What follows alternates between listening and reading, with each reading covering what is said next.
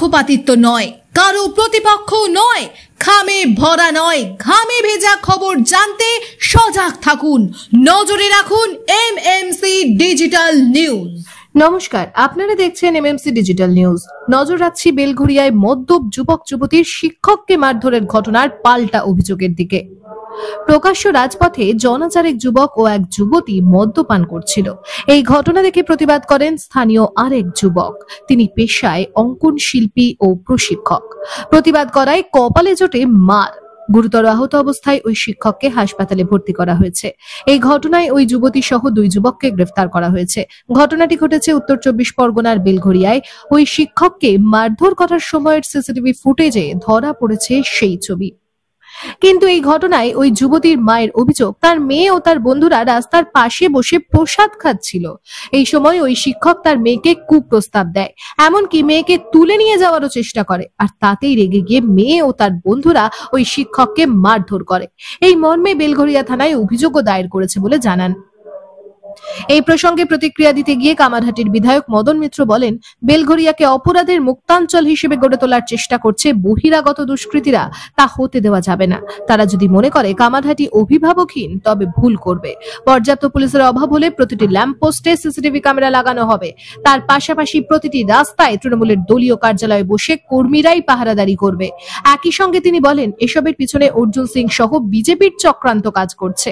পাল্টা ব্যারাকপুরের প্রাক্তন সাংসদ অর্জুন সিং বিধায়ক মদন মিত্রকে মদনা বলে কটাক্ষ করেন। বলেন, পিয়ালিকে খুন করেছে মদনাই। এক পুলিশ কর্তার আনুগত্যে ছাড় পেয়েছে। তার অভিযোগ, মদনের দৌলতেই বেলঘরিয়া দুষ্কৃতীদের স্বর্গরাজ্যে পরিণত হয়েছে। কোন শুট আউটের ঘটনা ঘটলে মদন দিন পাহারা, রাত পাহারার কথা বলে। তারপর দেখা যায় যারা মদনের সঙ্গে ঘুরছিল তারাই গুলি বোমা ছুঁড়ছে। অর্জুন আরো বলেন, সিসিটিভি ফুটেজে স্পষ্টই দেখা গেছে মূল ঘটনা। ছবিতে কোথাও ধরা পড়েনি যুবতীকে ওই শিক্ষকের কটূক্তি বা অশালীন আচরণের ছবি। গ্রেফতার হওয়ার পর মিথ্যে অভিযোগ করছেন যুবতীর মা। পাশাপাশি অর্জুন আক্রান্ত শিক্ষকের পরিবারের পাশে থাকার আশ্বাস দেন। ঠিক কি জানালেন অভিযুক্ত যুবতীর মা? আসুন জেনে নিই এমএমসি ডিজিটাল নিউজ টিমের প্রতিবেদনে।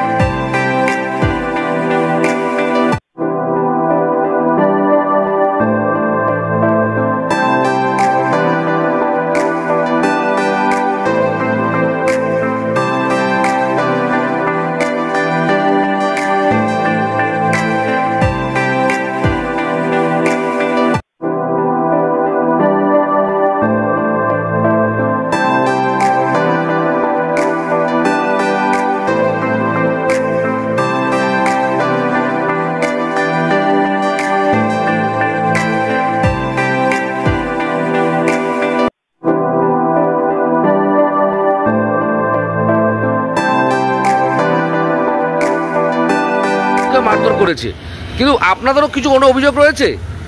হ্যাঁ, অভিযোগ আছে, কারণ উনি একজন শিক্ষক, যেহেতু উনি খুব বাজেভাবে আমার মেয়েকে নোংরা ইঙ্গিত করেছেন, বাজে কথা বলেছেন। উনি বলেছেন আমার মেয়েকে কোথায়? ওনার বাড়িতে। কেন? তুলে নিয়ে যাবেন। আমার মেয়ে আমার বন্ধুদের সঙ্গে আড্ডা মারছিল, প্রসাদ খাচ্ছিল, ওখানে পুজো হয়েছিল, প্রসাদ খাচ্ছিল ওখানে সবাই মিলে। তাই উনি হঠাৎ করে এসে আমার মেয়েকে দেখে বাজে একটা ইঙ্গিত করে বাজে কথা বলে তুলে নিয়ে যাবে। আচ্ছা। আমার মেয়ে রেগে গিয়ে আমার মেয়ের বন্ধুরা ওনাকে ধাক্কাধাক্কি করে। বলছি এটা কি মারধর করার আগের ঘটনা? হ্যাঁ, এটা মারধর করার আগের ঘটনা। আচ্ছা, আপনার মেয়ে কি বলেছিল? আমার মেয়েকে বলেছিল উনি বাড়িতে তুলে নিয়ে যাবে। কে বলেছিল? যে যাকে মারধর করেছেন তিনি বলেছেন। আচ্ছা, এর আগে কি পরিচিত ছিল, চিনতো? না।